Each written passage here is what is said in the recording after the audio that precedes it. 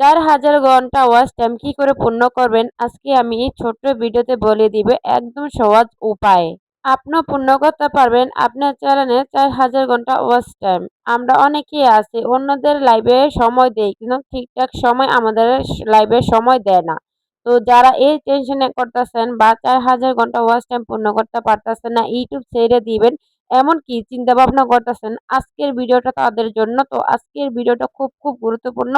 একটু ধৈর্য ধরে ফুল ভিডিওটা দেখেন তো আপনিও জানতে পারবেন কিভাবে 4000 ঘন্টা ওয়াচ টাইম অল্প সময়ের ভিতরে আপনিও পূর্ণ করতে পারবেন। অনেকে বুঝতে পারতেছেন আমি শুধু শুধু ভাওতাবাজি দেই, তা না, আমি আপনাকে হাতে কলমে আমি দেখিয়ে দিব। আমরা অনেকে চ্যানেল খুলি একটা, কিন্তু আমরা অনেকেই জানি না আমাদের একই ফোন দিয়ে একটা ফোন দিয়ে 3-4টা আইডি খোলা যায়। এমনকি আপনি একটা ইউটিউব চ্যানেল যদি খোলেন, আপনি একটা ইউটিউব চ্যানেল দিয়ে আপনি 3-4টা আইডি অলরেডি চালাতে পারবেন।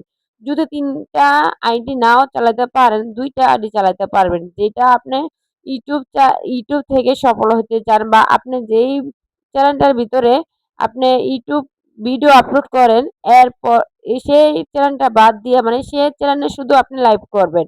আর যেটা সেকেন্ড টাইম মানে সেকেন্ড চ্যানেল থাকবে যেটা বলে আমরা সবাই পরিচিত, সেই আইডিটার সাথে সেটাকে আমরা সাপোর্ট আইডি বলি। আপনি সাপোর্ট আইডি একটা না 2টি বানায় রাখলেন, যখন আপনি লাইভ করবেন, লাইভ করা শেষ তখন ওই লাইভটা যেটা সাপোর্ট আইডি, সেই সাপোর্ট আইডি দিয়ে সময় দিলে আপনার দ্রুত ওয়াচ টাইম পূর্ণ করতে পারবেন। তেমনই আপনি 1টা 2টা 3টা যদি সাপোর্ট আইডি বানান, তাহলে আপনার ইউটিউব আপনি লাইভ আপনি দেখে নিজে নিজে দেখে আপনি ওয়াচ টাইম পূর্ণ করতে পারবেন। আর অন্যজনের আইডির জন্য আপনাকে অপেক্ষা করে বসে থাকতে হবে না। এমনকি অন্যজনের লাইভে গিয়ে ঘন্টার পর ঘন্টা বসে থেকে সময় দিয়ে শেষ পর্যন্ত আপনি লাইভে 1 ঘন্টা সময় দিল না, এরকম করা যাবে না। মানে এরকম হবে না। তাই আপনাদেরকে বলতেছি, আপনার একটা ইউটিউব চ্যানেল থাকলে সেই চ্যানেলের ভিতরে আরো 2টা আইডি যোগ করেন। মানে আরো 2টা আইডি আপনি খোলেন। যেন আপনার একটি আইডি 2টা সাপোর্ট আইডি দিয়ে একটি চ্যানেলকে সময় দিতে পারেন। আর এভাবে একটু একটু করে আপনার চ্যানেলের 4000 ঘন্টা ওয়াচ টাইম পূর্ণ করতে পারেন।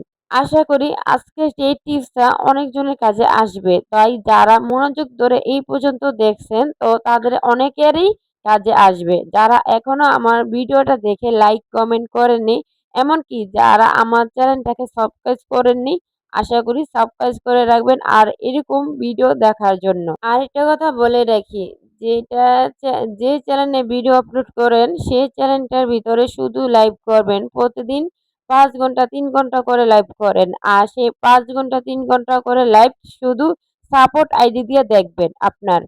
আর যেই আইডি দিয়ে লাইভ করবেন কখনো সে আইডি দিয়ে আপনি কখনো লাইভ দেখতে যাবেন না। কারণ এটা ইউটিউব অ্যালগরিদম সেটাকে আপনার পলিসি ইস্যু দিবে। আশা করি এই জিনিসটা মাথায় রেখে তারপর আপনার 2টা সাপোর্ট আইডি থাকলে সেই সাপোর্ট আইডি দিয়ে আপনার চ্যানেলটাকে সাপোর্ট করে যাবেন।